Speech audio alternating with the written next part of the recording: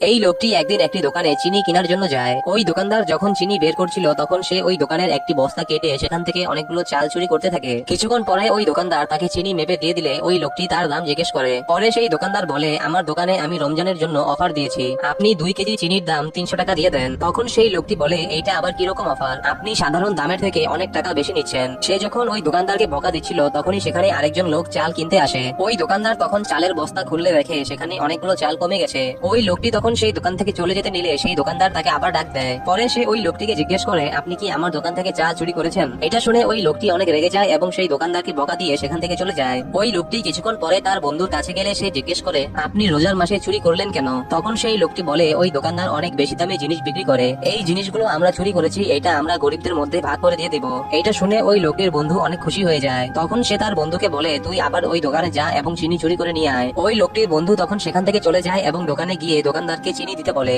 ওই দোকানদার চিনি বের করার সময় সে আবার ওই বস্তাটি কাটতে নেয়। তখনই সাথে সাথে ওই দোকানদার তাকে ধরে ফেলে।